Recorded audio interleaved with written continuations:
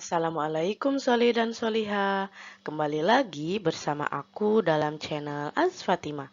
Video kali ini akan membahas mengenai hukum tajwid yaitu gunnah, di mana di dalamnya akan dijelaskan mengenai definisi gunnah, cara menguasai gunnah, macam-macam bacaan gunnah, nun atau tanwin yang harus dibaca gunnah, dan mim yang harus dibaca gunnah. Baik, sebelum kita mulai, jangan lupa untuk like, komen, subscribe, dan tekan tanda lonceng supaya kamu dapat notifikasi ketika aku mengupload video baru lainnya. Yuk kita mulai. Bismillahirrohmanirrohim. Baik, poin yang pertama yaitu mengenai definisi gunnah. Gunnah adalah suara yang keluar dari rongga hidung atau dengung. Lalu gunnah harus ditahan selama 3 harokat. Ingat ya, 3 harokat. Lalu gunnah merupakan salah satu materi yang penting yang harus dibahas. Di dalam gunnah terdapat istilah-istilah seperti idgham, iqlab, ikhfa, dan lain-lain. Memang tidak ada penekanan untuk menghafal hukum-hukum tersebut, meskipun jika dikuasai akan lebih baik. Dalam video kali ini hanya menekankan pada cara membaca dengungnya saja. Adapun penjelasan terperinci mengenai hukum-hukumnya, insya Allah akan dibahas di dalam video yang lainnya. Berikutnya yaitu cara menguasai gunnah. Untuk dapat mempraktekkan dengan tepat dan benar, ikuti langkah berikut ini. Yang pertama yaitu mengikuti rambu-rambu rumus dengung. Biasanya dalam juz amma untuk bimbingan talaki atau membaca Al-Quran secara langsung di hadapan pengajar, dalam juz amma tersebut akan diberikan berupa tanda 1 garis di bawah ayat. Lalu yang kedua yaitu fahami macam-macam bacaan nun, tanwin, dan mim yang harus dibaca dengung. Hafalkan huruf-huruf gunnah. Lalu yang ketiga, fahami rumus bacaan dengan versi Mushaf Timur Tengah. Insya Allah akan dibahas lebih rinci di video yang lainnya. Slide berikutnya yaitu mengenai macam-macam bacaan gunnah.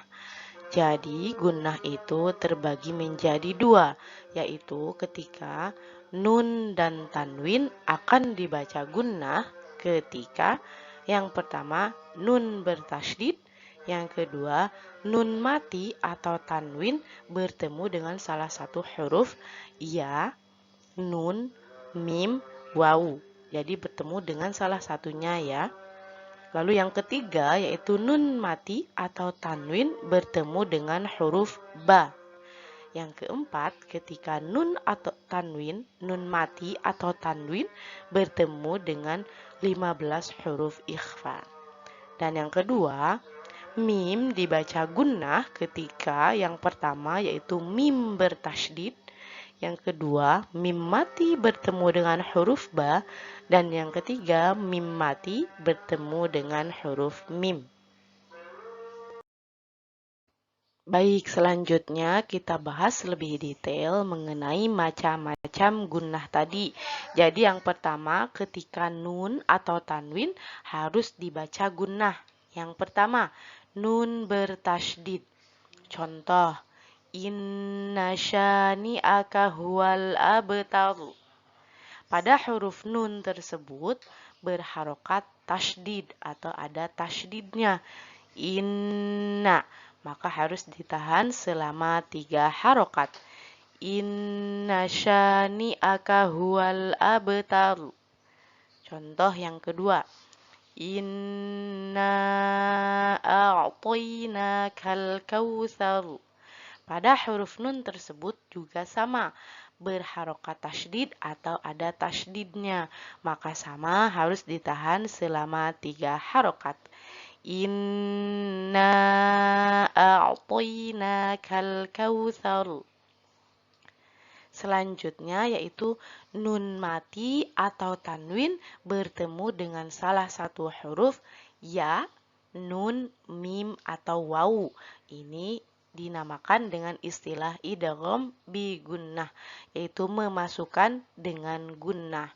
Lalu cara bacanya yaitu nun atau tanwin tersebut dilebur langsung pada huruf berikutnya.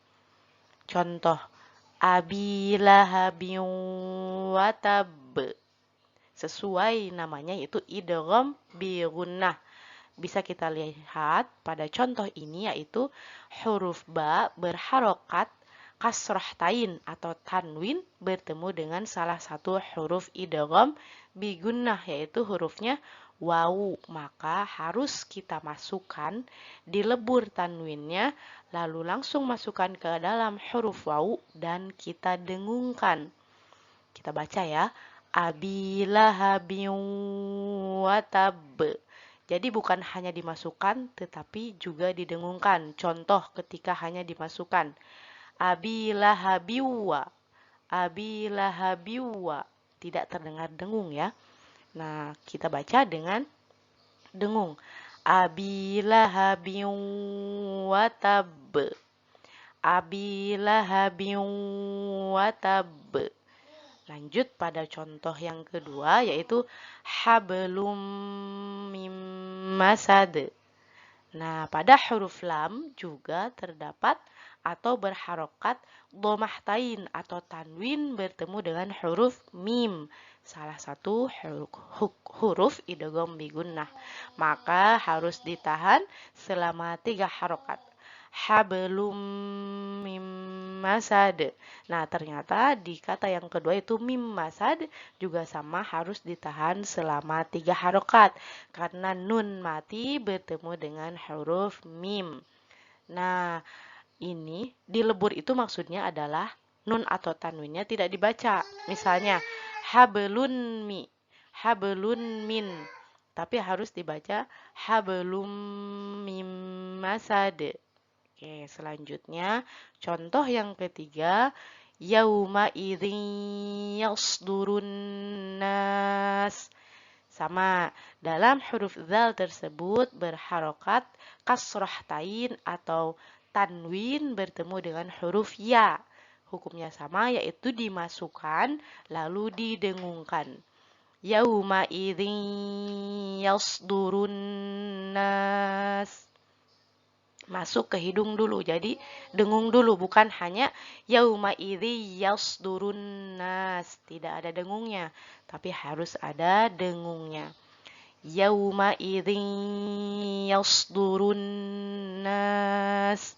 Ketika mendengungkan, rasakanlah seperti masuk ke dalam rongga hidung. Baik, ini masih lanjutan dari nun atau tanwin yang harus dibaca gunnah. Yang ketiga yaitu ketika nun mati atau tanwin bertemu dengan huruf ba, maka istilahnya dinamakan dengan iqlab. Lalu cara membacanya yaitu nun atau tanwin dibaca menjadi huruf mim. Nah, nun mati atau tanwin bertemu dengan huruf ba disebut dengan iqlab. Langsung pada contoh. Kalla layumbadanna fil hutamah. Bisa kita lihat pada contoh tersebut ada huruf nun mati atau nun berharokat sukun bertemu dengan huruf ba. Maka harus dibaca seperti huruf mim. Nah, di atasnya bisa kita lihat ada huruf mim kecil ya. Itu menandakan bahwa dibaca seperti huruf mim. Sama ditahan selama 3 harokat. Kalla layumbadanna fil hutamah. Nun mati atau nun berharokat sukun bertemu huruf ba dibaca menjadi huruf mim dan ditahan selama 3 harokat. Layumbadanna fil hutamah. Bukan dibaca layun ba, tetapi layumbadanna fil hutamah. Oke, yang contoh selanjutnya yaitu la nasfa'an bin nasiyah. Sama, kalau ini pada huruf ain terdapat harokat fatahtain atau tanwin bertemu dengan huruf ba. Sama, maka harus dibaca iqlab, yaitu menjadi huruf mim dan ditahan selama 3 harokat atau dengung ya. Lanasfa'am bin nasiyah. Terlihat ya, tanwin bertemu dengan huruf ba. Yang keempat, yaitu ketika nun mati atau tanwin bertemu dengan 15 huruf ikhfa. Banyak ya, 15. Nah, di sini ada huruf ta, sa, jim, dal, zal, zai, sin, shin, sod, bod, to, dho, fa, qof, kaf. Nah, huruf 15-nya itu tersebut. Nah, lalu cara membacanya yaitu samar. Nunnya dibaca samar. Nun atau tanwinnya bukan dibaca ang ya, tidak dibaca ang. Langsung pada contoh. Khalaqal insan. Jadi bukan dibaca khalaqal insan. Nah, ini kita bisa lihat ada huruf nun mati atau nun berharokat sukun bertemu dengan huruf sin. Ada ya huruf sin dalam huruf ikhfa. Ada. Nah, ini maka harus dibaca dengung. Nunnya dibaca dengan samar. Insan. Caranya gimana? Si lidahnya itu tidak nempel sekali dalam langit-langit, tetapi seperti menggantung sedikit. Jadi tidak menempel. Jika menempel, maka berbunyi insan. Nah, tapi juga tidak dibaca ing, tetapi insan. Oke, kita lanjut pada contoh berikutnya. Ara'aita in kana. Ara'aita in kana. Nah, yang kedua yaitu ketika nun mati bertemu dengan huruf kaf. Ada ya, huruf kaf termasuk dalam salah satu huruf ikhfa. Nah, ini sama harus dibaca dengung, samar, tidak terlalu ang, tidak ingkana. Tetapi ada juga yang membahas bahwa ini itu lebih kepada huruf ang, tetapi tidak terlalu ang. Nah, ini bisa dua versi, bisa kana, ada juga yang ingkana. Jadi sinunnya tersebut sama, tidak terlalu nempel ke dalam langit-langit, tetapi juga mempersiapkan lidah tersebut pada huruf berikutnya, huruf setelah nun. Jadi ara'aita ingkana. Nah, pengecualian pada huruf kaf dan qaf ini lebih nunnya atau angnya lebih terdengar tetapi tidak terlalu ang. Oke, contoh berikutnya. Kalla la illam yantahi. Ini juga sama, ada huruf nun mati atau nun berharokat sukun bertemu dengan huruf ta, yaitu huruf ikhfa. Maka harus dibaca samar nun tersebut. Yantahi, yantahi. Kalla la illam yantahi. Dan ditahan selama 3 harokat. Baik, selanjutnya yaitu mim yang harus dibaca gunnah. Sebelumnya nun mati atau tanwin. Selanjutnya itu mengenai mim yang harus dibaca gunnah. Yang pertama ketika mim bertasydid. Kita lihat pada contoh. Wa amma man khaffat. Nah, huruf mim tersebut bisa kita lihat terdapat harokat tasydid atau lambang tasydid di atasnya. Maka harus kita tahan selama 3 harokat. Wa amma man khaffat. Selanjutnya, summa radadnahu. Mim juga, mim tersebut ada harokat tasydidnya. Maka sama harus dibaca atau ditahan selama 3 harokat. Summa radadnahu. Summa radadnahu. Yang kedua, ketika mim mati bertemu dengan huruf ba. Nah, ini mim mati bertemu huruf ba. Dinamakan dengan ikhfa syafawi. Nah, cara membacanya sama ditahan 3 harokat dan juga dengung. Contoh, tarmihim bihijarah, tarmihim bihijarah. Ditahan ya. Ada huruf mim berharokat sukun bertemu dengan huruf ba. Ini dinamakan ikhfa syafawi. Nah, kalau yang sebelumnya itu nun mati bertemu huruf ba dinamakan iqlab. Kalau ini mim mati bertemu huruf ba dinamakan dengan ikhfa syafawi.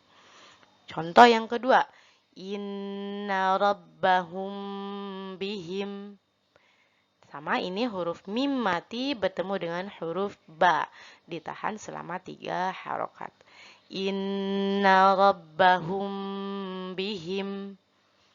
Oke, selanjutnya yaitu ketika mim mati bertemu dengan huruf mim atau dinamakan dengan istilah idgham mithlain atau idgham mimi.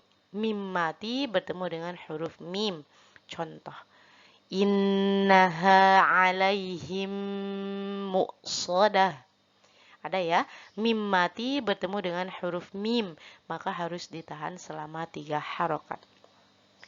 Innaha alaihim muqsadah. Contoh yang kedua, fi qulubihim marad. Sama ya, mim mati bertemu dengan huruf mim. Kita baca ulang. Fi qulubihim marad. Sama ditahan selama 3 harokat. Baik, kita cukupkan untuk pembahasan mengenai gunnah. Jika memang kita bisa menghafalkan istilah-istilah yang tadi seperti ada idgham bi gunnah, ada ikhfa syafawi, ada iqlab, ada idgham mimi dan lain sebagainya, itu akan lebih memudahkan. Jadi supaya kita juga bisa menghafalkan huruf-hurufnya. Contoh ketika idgham bi gunnah hurufnya ada 4 yaitu ya, nun, mim, wawu. Nah, insya Allah jika kita menghafalkannya akan lebih mudah dalam menerapkan gunnah tersebut. Namun jika memang tidak, itu juga tidak apa-apa. Yang penting kita mengetahui aturan-aturannya. Semoga mudah difahami. Jangan lupa untuk selalu semangat, terus berlatih, terus mencoba, dan terus belajar. Mohon maaf jika ada kesalahan dan pengucapan yang masih kurang jelas. Terima kasih yang sudah nonton sampai selesai. Jangan lupa untuk like, komen, subscribe, pencet tanda lonceng, dan share ke saudara, teman-teman tersayang, atau sosial media lainnya ya, supaya semakin banyak yang mendapatkan manfaat dari video ini. Sampai bertemu di video berikutnya, semoga bermanfaat. Wassalamualaikum.